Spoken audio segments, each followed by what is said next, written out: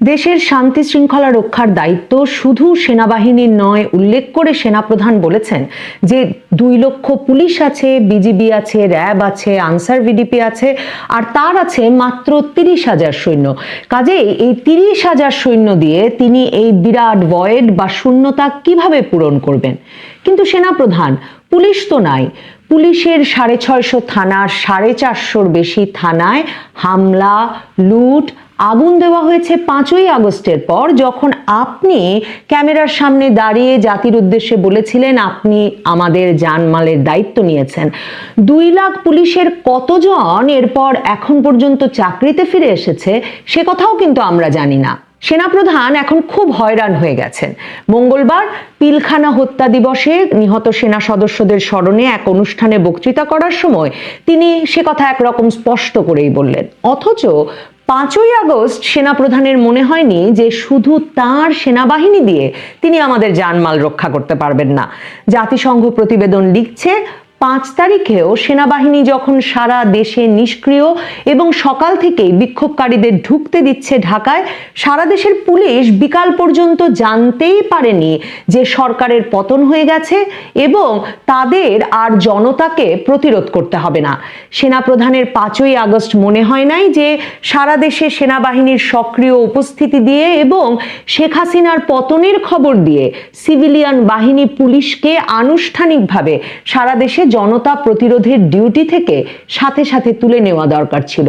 সেনাপ্রধানের মনে হয় নাই যে অত্যন্ত প্রয়োজনীয় ছিল 5ই আগস্ট থেকে ক্ষোভ প্রকাশের নামে সারা দেশে 450-র বেশি থানা ভেঙে চুরে পুড়িয়ে পুলিশ মেরে ঝুলিয়ে রেখে পুলিশের লাশে আগুন দিয়ে একটা 2 লাখ সদস্যের বাহিনীর সকল কার্যকারিতা, তাদের সরঞ্জামাদি অস্ত্রশস্ত্র লুটপাট হয়ে যাওয়ার পর এবং মনোবল শেষ করে দেওয়ার পর দেশের আইন শৃঙ্খলা পরিস্থিতি স্বাভাবিক করা যে তার একার কাজ নয়। বিশেষ করে যেই বাহিনী 3 তারিখ থেকেই জাতিসংঘে তাদের চাকরি রক্ষা করতে নিষ্ক্রিয় থাকার সিদ্ধান্ত নিয়েছে সে বাহিনী দিয়ে, তা বোধহয় সেনাপ্রধানের 5ই আগস্টেই বুঝবার কথা ছিল।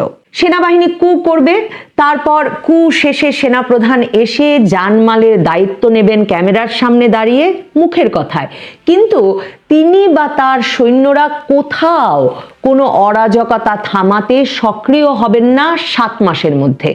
সিভিলিয়ান মানুষ আর সিভিলিয়ান বাহিনী মারামারি, কাটাকাটি, হানাহানি করে মরবেন, আর সেনাপ্রধান 7 মাস পরে এক অনুষ্ঠানে এসে বলবেন যে পরে বলবেন না আমি আপনাদের সতর্ক করি নাই।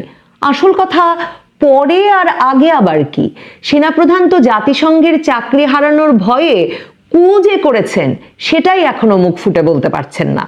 জাতিসংঘ প্রতিবেদনে স্পষ্ট এসেছে যে জাতিসংঘ সতর্ক করবার পর যে সেনাবাহিনী যদি বিক্ষোভ দমনে গুলি চালায় তাহলে তাদেরকে হয়তো আর শান্তিরক্ষী মিশনে নেওয়া হবে না, এমন সতর্কবাণী আসবার কারণেই হয়তো সেনা সদর দফতরে 3 তারিখেই সিদ্ধান্ত নেওয়া হয়েছিল যে সেনাবাহিনী নিষ্ক্রিয় থাকবে।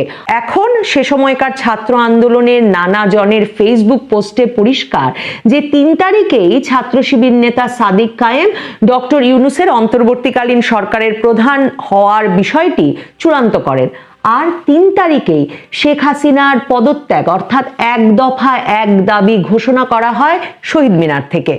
অথচ জাতিসংঘ প্রতিবেদন বলছে 4 তারিখ গভীর রাত পর্যন্ত সেনাপ্রধান আবার গণভবনে শেখ হাসিনাকে বলে এসেছেন যে তিনি মার্চ টু ঢাকা কর্মসূচিতে বিক্ষোভকারীদের ঢল, ঢাকামুখী ঢল ঠেকাবেন ঢাকার এন্ট্রি পয়েন্টগুলোতে। অথচ 5 তারিখ সকাল থেকে উনার বাহিনী নিষ্ক্রিয় থাকে ঢাকার মুখগুলোতে, মানুষের ঢল ঢুকতে দেয় ঢাকায়।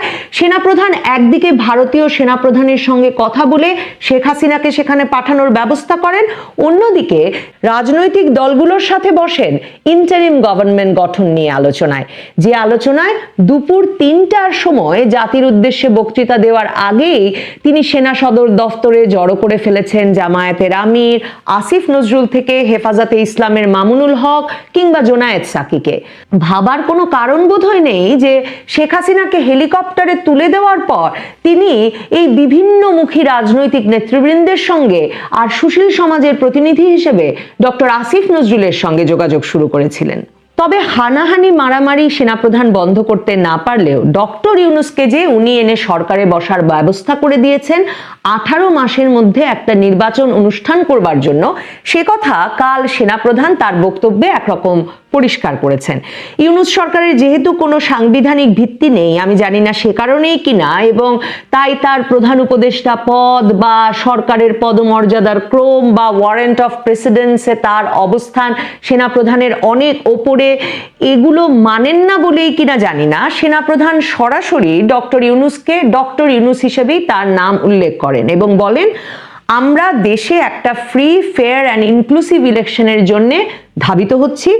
তার আগে যেসব সংস্কার করা প্রয়োজন অবশ্যই সরকার এদিকে হেল্প করবে। সরকার তার মানে সেনাবাহিনীর নির্বাচন অনুষ্ঠানের প্রতিশ্রুতি রক্ষার জন্য সহায়তা করছে মাত্র। সেনাপ্রধান ভাবছেন নির্বাচন অনুষ্ঠানে তাদের হেল্প করাই ডক্টর ইউনূসের একমাত্র অ্যাসাইনমেন্ট। এ প্রসঙ্গে সেনাপ্রধান আরো বলেন, আমি যতবারই ডক্টর ইউনূসের সঙ্গে কথা বলেছি, he completely agrees with me.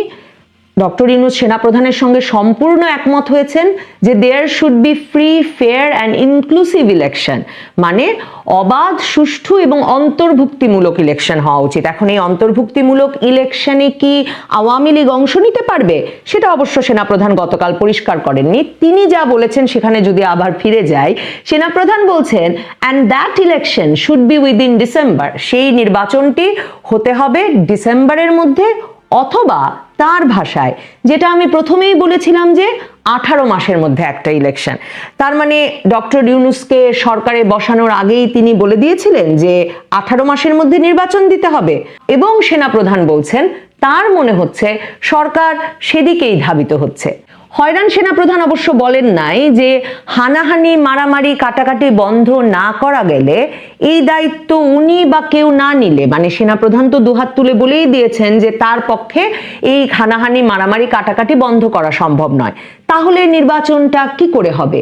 অন্যদিকে মবের লুটপাটের অধিকার রক্ষায় তার সেনাবাহিনী ডেভিল হান্ট পরিচালনা করতে থাকছে। কিভাবে দেশে নির্বাচনের প্রয়োজনীয় পরিবেশ তাহলে তৈরি হবে? আমরা যদি সেনাপ্রধান আমাদের 5ই আগস্ট উনার উপর যে ভরসা করতে বলেছিলেন তার দিকে তাকাই এবং তারপর গত 7 মাসের পরিস্থিতির দিকে তাকাই, তাহলে দেখব আগুন দেওয়া, লুটপাট করা, রামদা নিয়ে ঘোরা, গলা কেটে হত্যা, অস্ত্রের প্রদর্শন, এসবই বাংলাদেশে একটা স্বাভাবিকীকরণ করা হয়ে গেছে। আরো স্বাভাবিক হয়েছে পুলিশ পেটানো, পুলিশ মারা, আর মবের সামনে, দলের সামনে সেনাবাহিনীর নিষ্ক্রিয় থাকা এবং লেজ গুটিয়ে পালিয়ে আসা। সেনাবাহিনীর অপারেশন ডেভিল হান্ট যে মববাজি, অপরাধ এবং অরাজকতা দমনে করা হচ্ছে না, বরং সারা দেশে আওয়ামী লীগ আর তথাকথিত ফ্যাসিস্টের দোসর দমনে হচ্ছে, সেটাও তো পরিষ্কার। সেনাপ্রধান কাল একরকম অভিমান করেই যেন বলেছেন যে তিনি একটা কমন জিনিস দেখতে পাচ্ছেন, সেনাবাহিনী এবং সেনাপ্রধানের প্রতি বিদ্বেষ কারো কারো, এবং তিনি বলছেন তিনি আজ পর্যন্ত খুঁজে পান নাই যে ঠিক কী কারণে এই বিদ্বেষ। দেখেন, আপনি কু করবেন কিন্তু বলবেন না, আপনি দায়িত্ব নেবেন, তারপর 7 মাস ধরে নিষ্ক্রিয় থেকে হঠাৎ ক্যামেরার সামনে এসে বলবেন একা পারবেন না। আপনি বলবেন ডক্টর ইউনূসকে বলে দিয়েছেন 18 মাসের মধ্যে নির্বাচন, অথচ তারা নির্বাচনের কোনো তারিখ দেবেন না। দল গড়া, সংস্কার সহ নানা খেলা খেলতে থাকবেন, আর দেশে ভয়ের রাজত্ব, ত্রাসের রাজত্ব কায়েম হবে। তাহলে শান্তি রক্ষায় জাতিসংঘ জয়ী সেনাবাহিনী, সেনাপ্রধান কিংবা তাদের পছন্দের শান্তিতে নোবেল প্রধান উপদেষ্টা, এদের আমরা প্রশংসা করি কি করে?